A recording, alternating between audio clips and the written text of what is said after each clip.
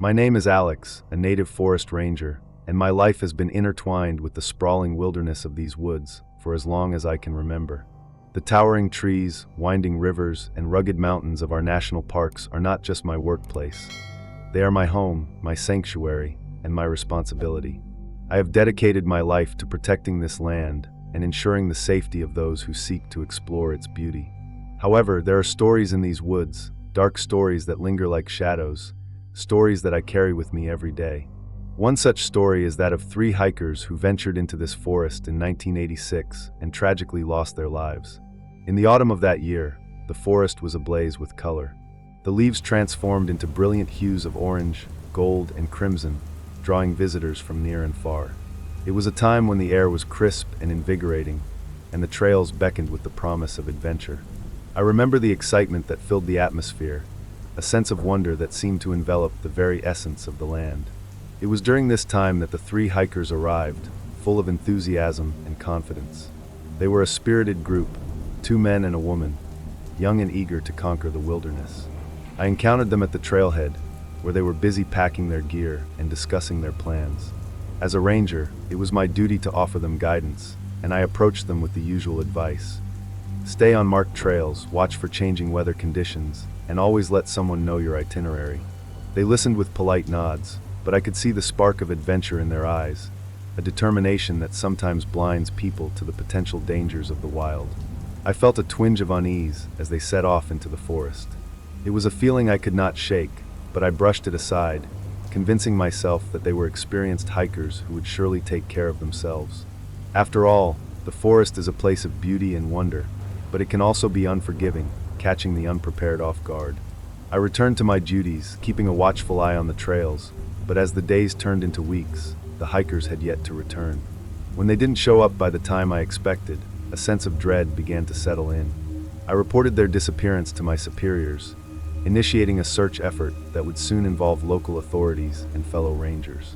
The urgency grew as the days passed, and with each moment that ticked by, hope faded. The forest, once a vibrant tapestry of life, now felt heavy with silence and uncertainty. I led the search team deeper into the woods, retracing the path the hikers had taken.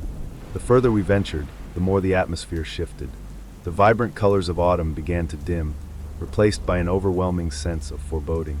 The trees stood tall and stoic, their branches swaying gently in the wind, as if whispering secrets that eluded us. I felt a chill run down my spine. It was as if the forest itself was aware of our presence, watching and waiting. As we continued our search, we stumbled upon their campsite, a stark reminder of their presence. The gear lay scattered, untouched by time, and I could feel the weight of their absence pressing down on me. The rangers and I began to piece together the narrative of what might have happened. What had led them to this fate? What had they encountered on their journey? The questions lingered heavy in the air, and the unsettling silence of the forest only deepened our sense of dread. In the weeks that followed, the search turned into a desperate search for answers. Little did I know that the truth of what happened to those 3 hikers would reveal a darkness lurking within the heart of the wilderness. A darkness that would shake the very foundation of my beliefs and challenge the way I viewed my role as a protector of this land.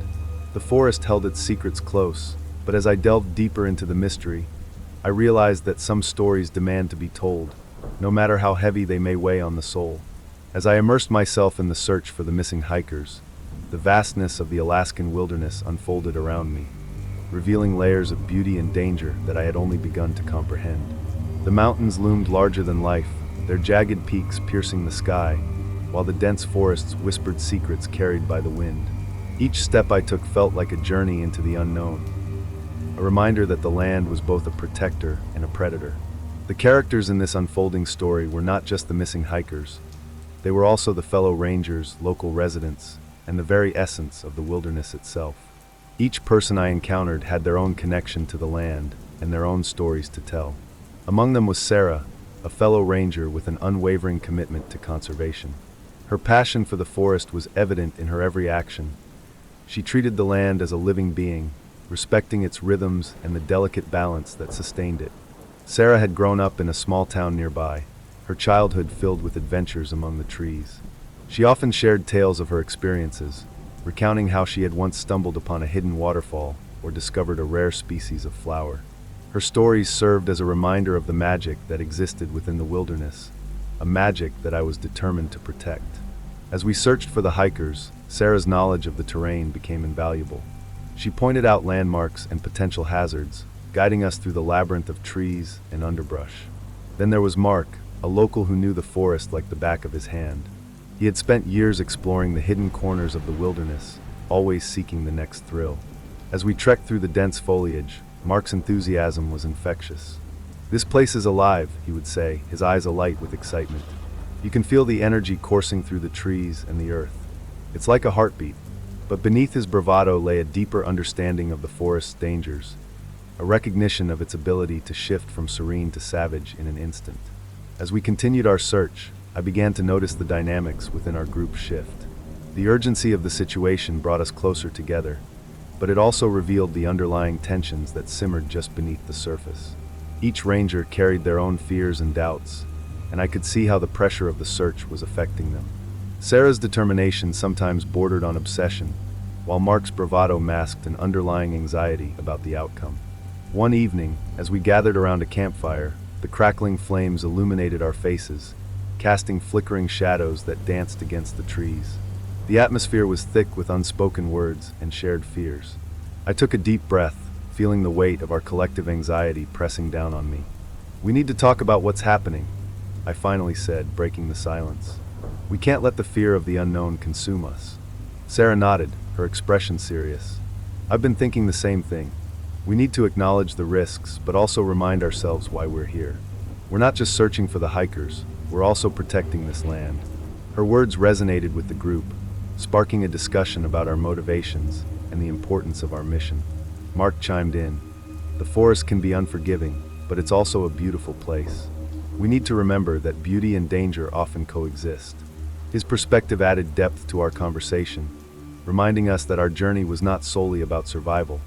It was also about honoring the wilderness and the stories it held. As we shared our thoughts and fears, I felt a renewed sense of purpose emerge within the group. We were not just individuals on a mission. We were a collective force, united by our love for the land and our commitment to finding the missing hikers. Our discussions helped to strengthen our bonds, weaving a tapestry of shared experiences that would guide us through the challenges ahead. In the days that followed, we continued our search with a newfound resolve. Each day brought us closer to uncovering the mystery surrounding the hikers, and I could feel the forest responding to our determination. The whispers of the trees seemed to grow louder, urging us to listen and learn from the land. We were no longer just rangers, we were guardians of the wilderness, and it was time to embrace our role in the unfolding story. As we pressed deeper into the Alaskan wilderness in search of the missing hikers, the tension among our group escalated. What had initially been a straightforward mission to find 3 lost souls quickly transformed into a labyrinth of fear, uncertainty, and unspoken doubts. The forest, once a breathtaking backdrop to our adventure, began to feel like a living entity, one that was watching, waiting, and perhaps even judging our every move. The first signs of conflict emerged during a particularly grueling day of searching. We had been trekking through dense underbrush for hours, our bodies weary and spirits waning. The sun hung low in the sky, casting elongated shadows that danced ominously among the trees. Sarah, who had always been the most optimistic of us, began to show signs of strain. Her positive outlook faltered, and I noticed her frustration growing. "Why aren't we finding any traces of them?" she snapped, her voice tinged with desperation. "We've been out here for days. How could 3 experienced hikers just disappear?" Mark, ever the pragmatist, tried to offer words of comfort. "We're doing everything we can. It's a vast area, and the wilderness can hide things well. We just have to stay focused and keep looking." But Sarah wasn't having it. "Focusing isn't enough. We need to be proactive. Maybe we should split up and cover more ground," she suggested, her eyes gleaming with determination. The idea of splitting up sent a ripple of unease through the group. I could see Mark's brow furrow in concern, and Lila shifted uncomfortably, glancing at the dense trees that surrounded us. "I don't think that's wise," I interjected, trying to maintain unity. "We need to stick together. The forest can be treacherous, and we're stronger as a team." The tension reached a boiling point as the group debated the best course of action. Clara, who had remained quiet during the discussion, finally spoke up. "We need to listen to the land. If we keep pushing without a plan, we could end up lost ourselves. There's a reason why people warn against underestimating this wilderness. Her words resonated with me, and I could feel the weight of what we were facing. The forest was not just a series of trails and trees. It was a complex ecosystem that required respect and understanding. But as tensions rose, I could see the fear and anxiety in my companion's eyes. The stakes felt higher than ever, and I realized that the greatest danger we faced was not just the wilderness itself, but our own internal conflicts. The following day, we set out again, but the atmosphere was heavy with unspoken tension. Each of us was grappling with our own fears: fear of failure, fear of the unknown, fear of what might have happened to the hikers. The conversations we had once shared around the campfire now felt strained, and I could sense the distance growing between us. As we moved deeper into the forest, the landscape began to shift. The trees grew taller, their branches intertwining overhead, casting eerie shadows that danced across the ground. The air grew colder, and an unsettling silence enveloped us. It was as if the forest had drawn a curtain, isolating us from the outside world. Then we stumbled upon something that sent a chill down my spine. A torn piece of fabric caught on a branch, fluttering in the wind. It was unmistakably from a hiking jacket, and I felt my heart race. This was the first tangible clue we had found, a sign that we were on the right path. But instead of igniting hope, it fueled our fears. Is this one of theirs?" Lila whispered, her voice quaking as she reached out to touch the fabric. I nodded, but a sense of dread settled over me. "It appears so, but it doesn't tell us what happened. We need to keep moving." As we pressed on, the emotional weight of the search grew heavier. Each new clue brought us closer to the truth, but also intensified our fear. It was a paradox that gnawed at my mind. Our desire to find the hikers was entwined with the fear of what we might discover. That night, as we gathered around the campfire, the atmosphere was thick with tension. The flickering flames cast shadows on our faces, and I could see the worry etched in each of my companions. "Do you think we're getting closer?" Mark asked, breaking the silence. His voice was low, almost hesitant. "I hope so," I replied, but I could feel doubt creeping in. "But if we are, we need to be prepared for whatever we might find." Clara spoke up, her tone serious. "What if we're not meant to find them? What if the land is trying to tell us something?" Her words hung in the air, and I could feel the weight of the forest pressing down on us. The idea that we were being tested by the very land we sought to conquer sent a shiver down my spine. But it was also a reminder that we were not just explorers. We were guests in a world that demanded respect and humility. The conflict within our group had reached a critical point. We were not just battling the wilderness, we were wrestling with our own fears, doubts, and insecurities. The path ahead was fraught with uncertainty, and I knew that how we navigated this emotional landscape would determine our fate as much as the physical challenges we faced. As we continued our search for the missing hikers, the complexities of our situation began to emerge more clearly. The Alaskan wilderness, with its breathtaking beauty and hidden dangers, was not the only challenge we faced. The emotional and psychological struggles within our group created a tension that threatened to unravel everything we had worked for. Each character brought their own fears, motivations, and histories to the table, intertwining their individual stories into the larger narrative of our expedition. One significant subplot revolved around Clara and her relentless drive to uncover the truth. Her determination was admirable, but it quickly became apparent that it was fueled by something deeper than a simple desire for closure. As the days dragged on and our search yielded little in the way of answers, Clara's fixation intensified. I often caught her staring into the distance, her brow furrowed in concentration, as if she were trying to decipher an ancient riddle hidden within the trees. During a brief moment of respite, I approached her. "Clara, are you okay? You seem distant." She sighed, her gaze still fixed on the horizon. "I just can't shake the feeling that we're missing something. I can't help but think about what happened to them, how they must have felt. I need to know." Her voice trembled with a mixture of determination and vulnerability. "Sometimes knowing the truth can be more painful than living with the unknown," I cautioned gently. "We have to be careful not to let our desire to find answers cloud our judgment." "I understand, but I can't give up." "Not now," she replied, her eyes reflecting a fierce resolve. It was clear that her quest for answers was becoming an obsession, and I worried that it would lead her down a dark path. Then there was Mark, who struggled with feelings of inadequacy. Previously the most optimistic member of our group, he began to withdraw as the search progressed. The weight of the situation pressed heavily on his shoulders, and I could see the frustration building within him. One evening, as we sat around the campfire, he finally spoke up, his voice strained. I thought I could handle this, but it's harder than I imagined. I feel like I'm not doing enough. Mark, you've been a crucial part of this team, I reassured him. We all have our strengths, and your encouragement has kept us going. Remember that we're in this together. He nodded, but I could see the doubt lingering in his eyes. The pressure of the search weighed on him, and I feared it would affect his decision-making when we needed him most. Meanwhile, Lila found herself caught in the emotional crossfire between Clara's obsession and Mark's growing despair. As someone who had always been more in tune with her emotions, she tried to bridge the gap, offering support to both of them. However, I could see how the strain affected her. One evening, after a particularly grueling day of searching, she broke down. "I just want us to be okay," she cried, her voice cracking. "This is supposed to be an adventure, but it feels like a nightmare." Her vulnerability struck a chord within me. We had all entered this journey seeking adventure, but the reality of the wilderness offered no mercy. We were grappling not only with the physical challenges of the terrain, but also with the emotional toll of uncertainty and fear. As the days turned into weeks, the forest felt increasingly oppressive. The trees, once majestic, now loomed like silent sentinels, their gnarled branches twisting into ominous shapes. Each rustle of leaves and snap of twigs sent shivers down my spine, and I began to feel as though the woods were alive with whispers, warning us of our intrusion. The legends we had dismissed as mere folklore now felt hauntingly relevant.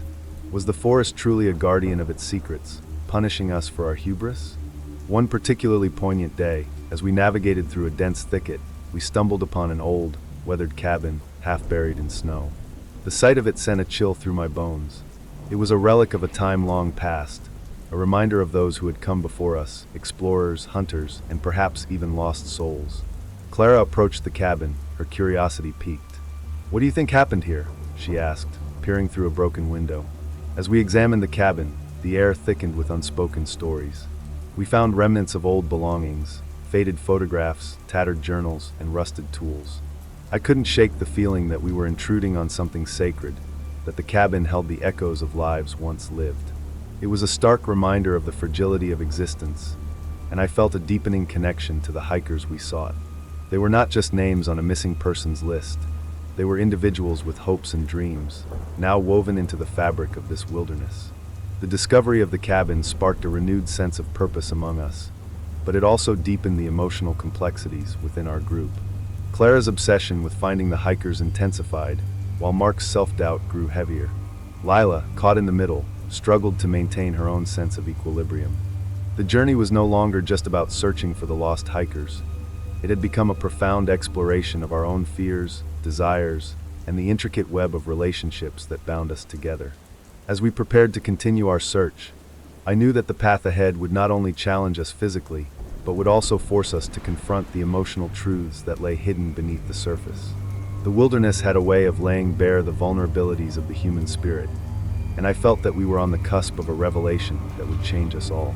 The turning point of our journey arrived abruptly, like a thunderclap in an otherwise serene sky. It was a day that began with promise, the sun shining brightly as we set out from the old cabin, invigorated by our discovery and determined to continue the search for the missing hikers. But as we ventured deeper into the forest, the atmosphere shifted, and a palpable tension settled over the group. The first sign that something was amiss came when we heard the distant rumble of thunder, an unusual occurrence in the Arctic wilderness. The sky darkened ominously, and the wind picked up, howling through the trees with an intensity that sent chills down my spine. Clara, ever the optimist, attempted to reassure us. "It's probably just a passing storm," she said, her voice wavering slightly. "We can make it through." But as I scanned the horizon, I couldn't shake the feeling that this was more than just a summer storm. The air felt charged, as if the very essence of the forest was alive and teeming with energy. A sense of foreboding crept over me, and I glanced at Mark and Lila, their expressions mirroring my concern. Before we could make a decision to turn back, the storm hit us with ferocity. Sheets of rain cascaded from the sky, soaking us within moments. The wind howled like a banshee, and the trees swayed violently, their branches creaking and groaning. We sought shelter under the canopy of a dense thicket, huddled together as nature unleashed its fury. "Stay close," I shouted above the roar of the wind, my heart pounding in my chest. The storm felt alive, almost vengeful, and I couldn't help but wonder if it was a manifestation of the very spirits we had been warned about. As the rain poured and the wind howled, I felt a surge of panic rising within me. "We need to find a better shelter," I urged, looking at my companions. "We can't stay here, it's too dangerous." Just as I said that, a deafening crack split the air, and a massive tree, battered by the wind, came crashing down nearby. The ground shook, and we all instinctively ducked, hearts racing. I felt the adrenaline surge through me as I realized how close we had come to disaster. "Let's move," I shouted, scanning the area for a safer location. The storm showed no signs of letting up, and the fear of being trapped in the open drove us to make a split-second decision. We sprinted through the rain, the terrain uneven and treacherous underfoot. Amid the chaos, I glanced back at Clara, who struggled to keep pace. "Keep up," I called out, urgency in my voice. But as I turned to push forward, I felt a sense of dread wash over me. The forest felt alive, and not in a welcoming way. It was as if we were intruding upon something ancient and powerful that resented our presence.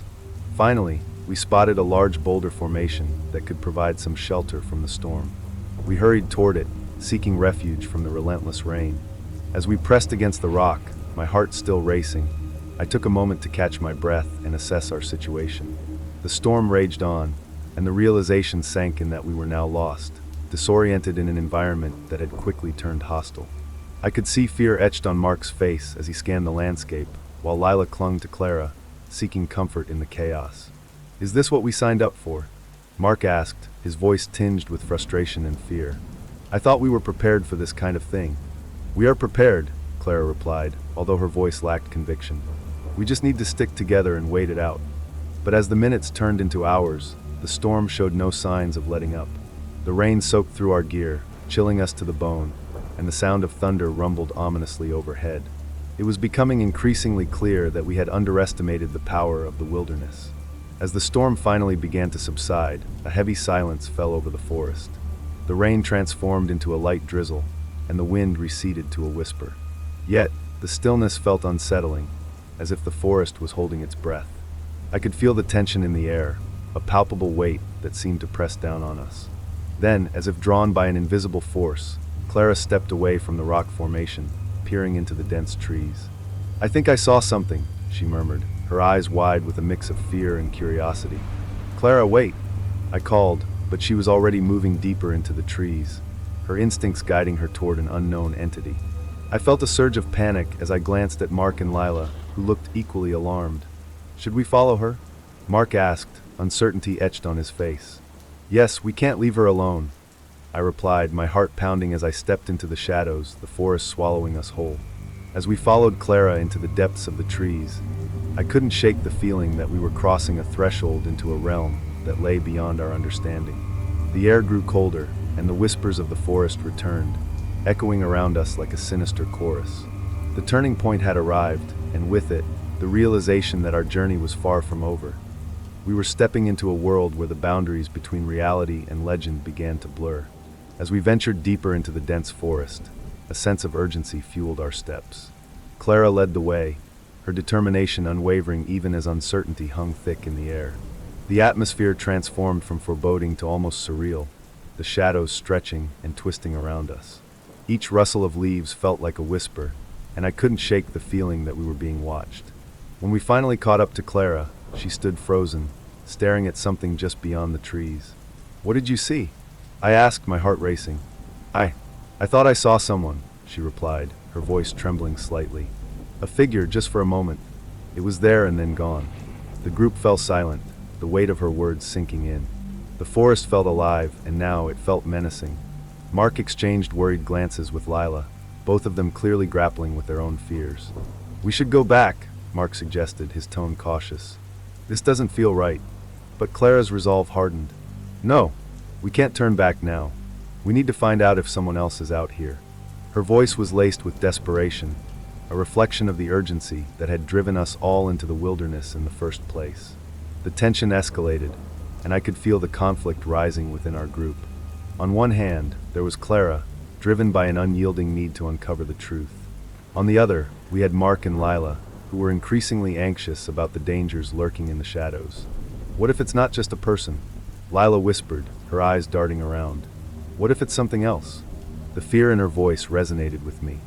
I had been so focused on our goal that I had neglected the warnings of the wilderness, the legends of spirits that guarded this land, the tales of those who had gone missing and never returned. The realization hit me like a cold gust of wind. We were intruding on a territory that demanded respect, and we had yet to prove ourselves worthy. "Let's take a moment to regroup," I suggested, trying to calm the mounting tension. "We need to communicate and decide how to proceed." We found a small clearing, and as we gathered together, I could see the fear etched on Mark's face. "I'm all for adventure, but this is starting to feel like a bad idea," he admitted, running a hand through his hair. Clara, still stubbornly clinging to her desire for discovery, countered. "If we turn back now, we might miss something important. We owe it to the hikers to keep looking." The voices rose in a mix of passion and fear, and I could feel the weight of the decision pressing down on us. I understood Clara's perspective. We had embarked on this journey with a purpose, and to abandon it now felt like a failure. But I also recognized the validity of Mark's concerns. The forest was unpredictable, and we had already encountered dangers that we hadn't anticipated. In that moment, I realized that our conflict was not just about the decision to move forward or turn back. It was about trust in each other, trust in our instincts, and trust in the wilderness itself. "We need to find a balance," I said, my voice steadying as I sought to bring clarity to the chaos. "We can't ignore our fears, but we also can't let them paralyze us. Let's agree to move forward cautiously, and if anything feels off, we turn back together." Slowly, the group nodded, the tension beginning to ease. Clara's eyes softened as she considered my words, and Mark took a deep breath, visibly relaxing. Lila, too, seemed to find comfort in the plan. With a renewed sense of purpose, we forged ahead, but I could sense that the forest was watching us, waiting for our next move. The trees loomed overhead, their branches reaching out like fingers, and the air grew colder as we ventured deeper into the unknown. As we walked, I couldn't shake the feeling that we were being guided, or perhaps misled, by unseen forces. The forest seemed to shift around us, the path twisting and turning in ways that felt unnatural. Shadows danced at the corners of my vision, and the whispers of the wind carried a haunting melody that resonated deep within my soul. Just as I was beginning to doubt our course, we stumbled upon a clearing that felt strangely familiar. It was as if we had stepped into another world, a place where time stood still and the weight of our worries dissipated. In the center of the clearing stood a massive stone formation, its surface etched with ancient symbols that seemed to pulse with energy. "Look at this," Clara breathed, her voice filled with awe. "These markings, they must be from the indigenous tribes that once roamed this land." I stepped closer, examining the intricate carvings that adorned the stone. They told stories of the land, ancient legends that spoke of guardians, spirits, and the delicate balance between nature and humanity. The realization hit me. We were standing in a sacred space, one that demanded respect and reverence. As we absorbed the weight of the moment, I felt a shift in the air. The whispers grew louder, echoing the tales that had been etched into the stone. I turned to my companions, my heart racing with a mixture of fear and excitement. "This is it," I said, my voice steady. "We need to understand what this place represents if we're going to move forward." And as we stood in the clearing, surrounded by the ancient energy of the forest, I knew that our journey was about to take a significant turn. The path ahead would challenge us in ways we had yet to comprehend, but it would also lead us to the truths we sought. Not just about the missing hikers, but about ourselves and the intricate relationship we held with the wild. As we stood in the clearing, surrounded by the ancient stone formations and the whispers of the forest, I felt a profound sense of purpose wash over me. This moment was not just about finding the missing hikers. It was about uncovering the deeper truths that lay hidden within the wilderness and within ourselves. The energy of the place seemed to pulse around us, urging us to confront our fears and embrace the lessons that nature had to offer. In the days that followed our discovery, the atmosphere among the group shifted. The tension that had once brewed between Clara, Mark, and Lila began to dissolve as we shared our reflections on the powerful experience we had just witnessed.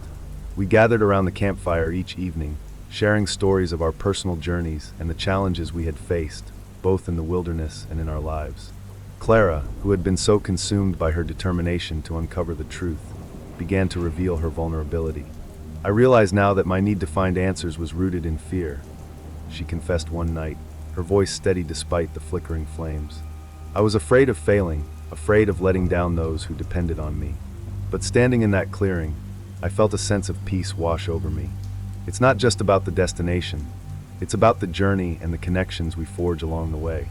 Her words resonated with all of us, and I could see the impact of our shared experiences reflected in their faces. Mark, who had struggled with feelings of inadequacy, spoke up next. I've always felt like I had to prove myself, especially out here in the wilderness. But I've learned that it's okay to ask for help and rely on others. We're stronger together than we are alone. Lila, who had initially been hesitant and fearful, found her voice as well. I've realized that my fears don't define me. They're just a part of my story. I have to confront them head-on instead of allowing them to hold me back. Her newfound confidence shone brightly, inspiring us all. As we continued to process our experiences, I felt a shift within myself as well. The pressures I had placed on myself to succeed, to conquer the mountains, began to fade. I understood that true exploration was not merely about reaching a summit. It was about embracing the journey, the lessons learned, and the connections made along the way. Our shared growth culminated in a collective decision to honor the spirits of the forest and the stories of those who had come before us. We organized a ceremony at the stone formation where we had first felt the energy of the land. Under the glow of the stars, we gathered together, each of us holding a small token, a stone, a feather, a piece of wood, that symbolized our personal journeys and the lessons we had learned. As we placed our tokens on the altar of stone, we shared our intentions. I spoke of my desire to cultivate respect for nature and to carry the lessons of humility and connection with me in all aspects of my life. Clara expressed her commitment to embracing vulnerability and authenticity, while Mark vowed to continue seeking help and fostering collaboration in his future endeavors. Lila promised to confront her fears and inspire others to do the same. The ceremony felt powerful, a culmination of our growth and a promise to honor the land and its stories. As we stood together, the wind rustled through the trees, and I could have sworn I felt the presence of the forest spirits surrounding us, acknowledging our intentions and welcoming our newfound wisdom. In the weeks that followed, we turned our focus to sharing our experiences with others. We organized community gatherings to discuss our journey and the importance of respecting the wilderness. We invited local residents to join us in exploring the trails, sharing stories of the land, and fostering a sense of stewardship among those who ventured into the forest. I realized that our journey had come full circle. The lessons learned in the wilderness had not only changed us individually, but had also created a ripple effect within our community. Together, we were transforming the narrative surrounding exploration and adventure, emphasizing the importance of connection, respect, and understanding. As the seasons changed and the forest shifted from the vibrant colors of autumn to the stark beauty of winter, I found comfort in the knowledge that our experiences had molded us into a stronger, more united group. The mountains remained majestic and formidable, but we had developed a profound appreciation for their power and the stories they held. In the end, our journey was not just about the search for the missing hikers. It was about overcoming our fears, embracing vulnerability, and growing together as individuals and as a community. The North Pole, with all its beauty and danger, had taught us invaluable lessons that would guide us for the rest of our lives. And as I gazed out at the snow-capped peaks, I felt a sense of gratitude and reverence for the wilderness that had shaped me and my companions into who we had become. As we prepared for the climax of our expedition, a sense of urgency filled the air, blending with the crisp chill of the North Pole. We had transformed from mere explorers into a cohesive unit, bound by shared experiences and a deeper understanding of the wilderness that surrounded us.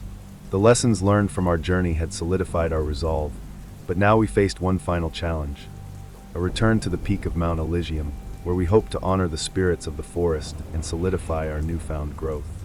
In the days leading up to our ascent, we gathered around the campfire each night, discussing our strategy and reflecting on the challenges we had faced. Each conversation felt like a ritual, a way to fortify our spirits and reaffirm our commitment to each other. Clara, who had once been driven solely by her ambition, now took on the role of a leader, guiding our discussions with a sense of purpose that inspired us all. "We've learned so much about ourselves and each other," she said one evening, her eyes bright with determination. "This time, we're not just climbing for ourselves. We're doing this to honor the spirits of the mountain and the lessons they've taught us." Her words resonated deeply, reminding us that our journey was about more than reaching the summit. It was about connection and respect for the land. As we finalized our plans, we reviewed our gear meticulously. We checked our ropes, harnesses, and climbing equipment, ensuring that everything was in perfect order. I felt a mix of excitement and apprehension. The mountain still held an air of mystery, and I knew that nature could be unpredictable. The lessons from our previous encounters loomed large in my mind, particularly the importance of listening to the land and respecting its power. On the morning of our climb, the air was eerily still. The sun peeked over the horizon, casting a golden light on the snow, which sparkled like diamonds. It was a beautiful day, but I couldn't shake the feeling that we were on the brink of something monumental. We gathered at the base of the mountain, the towering peak looming above us like a sentinel. "Let's take a moment to reflect," I suggested, my voice steady but filled with emotion. We formed a circle, holding hands as we closed our eyes and took deep breaths, grounding ourselves in the present.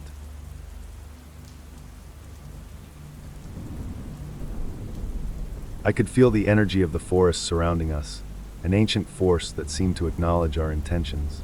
After a moment of silence, Mark spoke, his voice filled with conviction.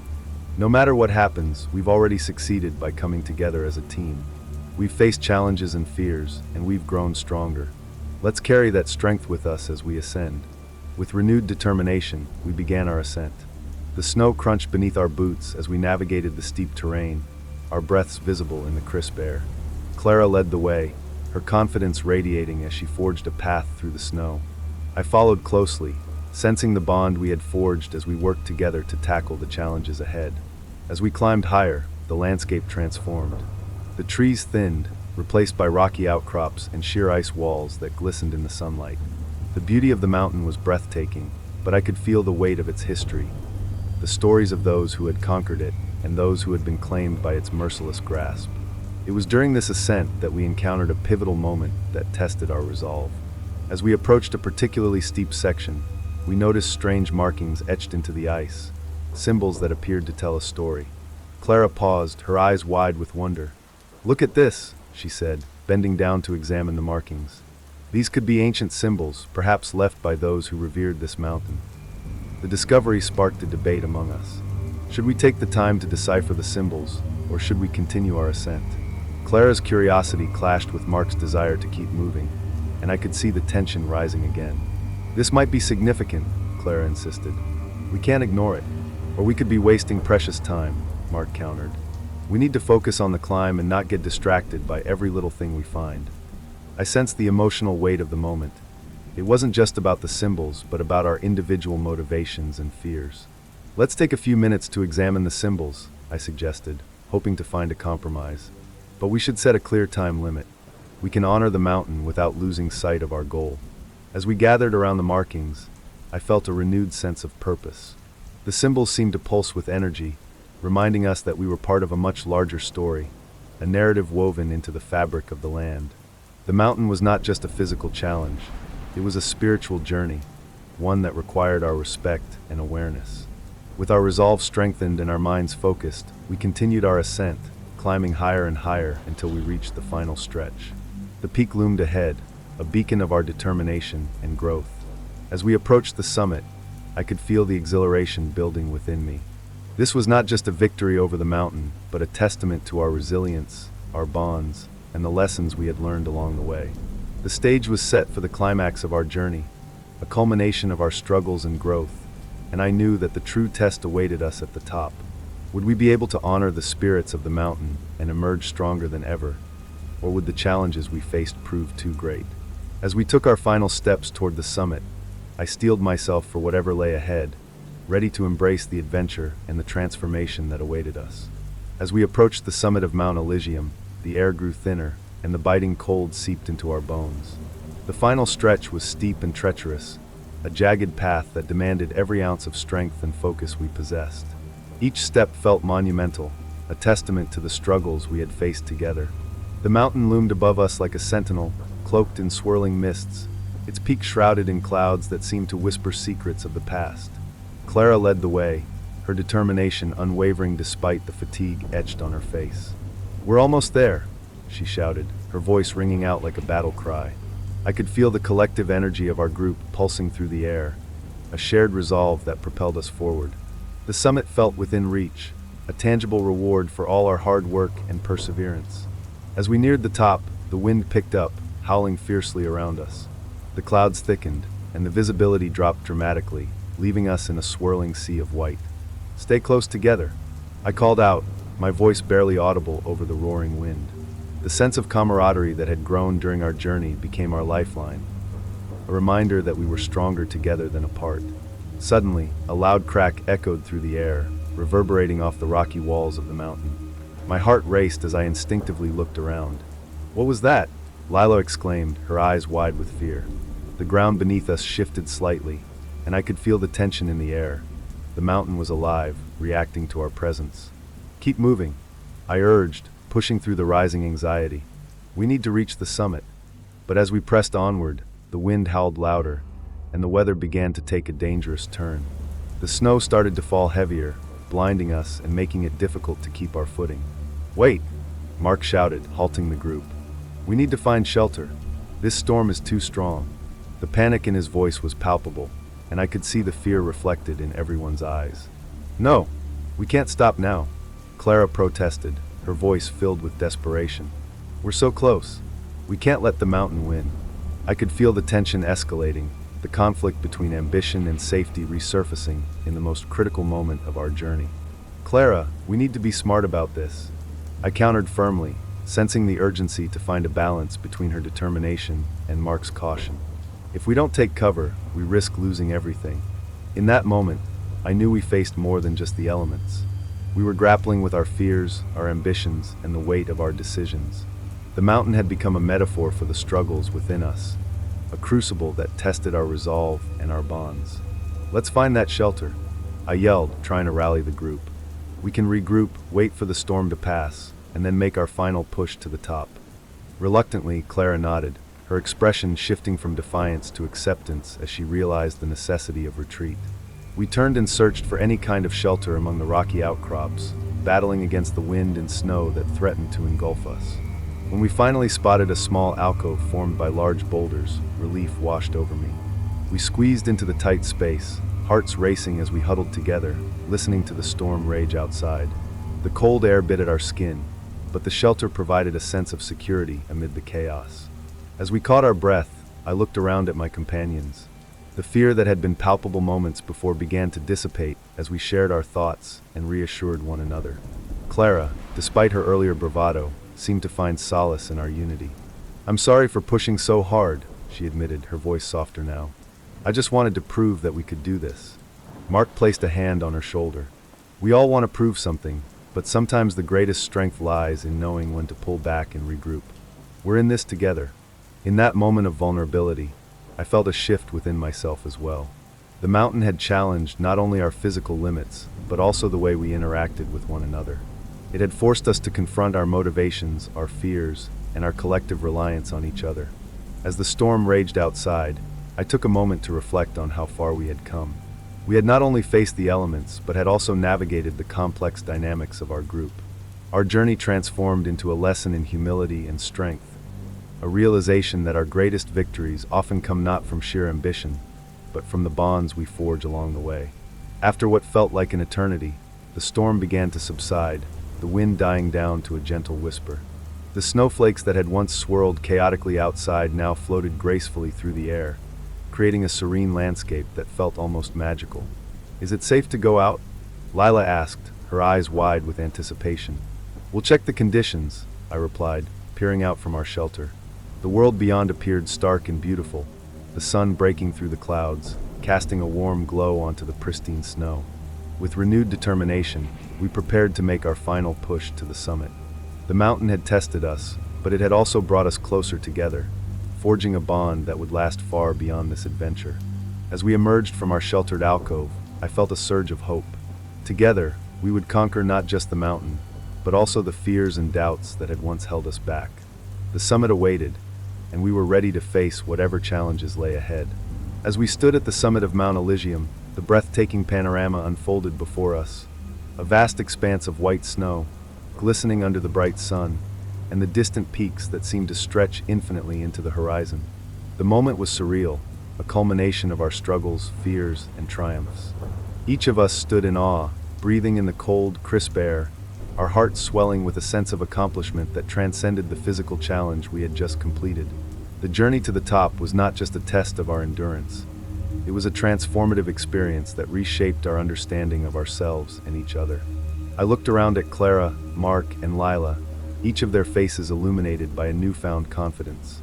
We had faced the tempest together, weathering both the storm and our internal conflicts, and in doing so, we had forged an unbreakable bond. In that moment of victory, I reflected on how the mountain had become more than just a destination. It had been a teacher, revealing the importance of patience, humility, and the strength that comes from vulnerability. Clara's relentless pursuit of the summit had been tempered by the lessons we learned about teamwork and the necessity of listening to one another. Mark's caution had evolved into a deeper understanding of the balance between ambition and safety. As we shared our thoughts at the peak, laughter and tears mingled together, creating an atmosphere of celebration. "We did it!" Lila exclaimed, her voice ringing with joy. "We actually made it!" "Yes, but let's not forget the lessons we learned along the way," I reminded the group, feeling a sense of responsibility to ensure that our adventure would resonate beyond this moment. This mountain pushed us to our limits, but it also showed us what we are capable of when we work together. We spent hours at the summit, taking pictures, sharing stories, and basking in the glory of our achievement. But beneath the surface, a deeper understanding lingered. We realized that our lives were intertwined with the natural world, and that our actions had consequences that extended far beyond our immediate desires. As we began our descent, the sense of camaraderie grew stronger. Each step felt lighter than the last, buoyed by the knowledge that we had faced the unknown and emerged victorious. The forest, once an intimidating expanse, now felt like a trusted ally, its beauty and danger woven together in a tapestry of life. Upon returning to base camp, we were greeted with cheers and applause from fellow adventurers who had anxiously awaited our return. But instead of basking in the glory of our success, we shared our stories with those gathered around the fire. We spoke of the challenges we faced, the fears we conquered, and the bonds we forged. In the days that followed, our experience became a catalyst for change. We organized workshops to share our insights about wilderness safety, respect for nature, and the importance of community in the face of adversity. The lessons learned on that mountain became the foundation for a new initiative aimed at fostering a culture of safety and respect among adventurers in the region. Looking back, I realized that the journey to Mount Elysium had been about so much more than reaching a physical peak. It was about the growth we experienced, the connections we formed, and the understanding we gained of our place within the natural world. The mountain, with its challenges and triumphs, had become a symbol of resilience, a reminder that even in the face of adversity, we could rise together, stronger than we ever imagined. As I stood at the edge of the forest, looking out at the peaks we had conquered, I felt a sense of peace wash over me. The adventure was far from over. It was only the beginning. Months later, as I reflect on our journey, the lessons learned from Mount Elysium continue to shape my life.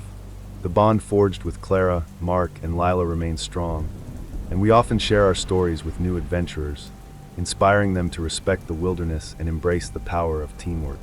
The mountain stands as a testament to our resilience, and I now see it as a guardian, a reminder of the beauty and danger that coexist in nature. Each time I return to those peaks, I carry the spirit of our adventure with me, forever changed. Are you ready to embark on your own adventure? Whether it's exploring the great outdoors or facing a personal challenge, take that first step today. Embrace the unknown, learn from the journey, and remember that growth often comes from overcoming obstacles. Share your experiences with others, inspire them to respect nature, and foster a sense of community. The world is full of possibilities waiting to be discovered. Dare to explore it. Your adventure awaits.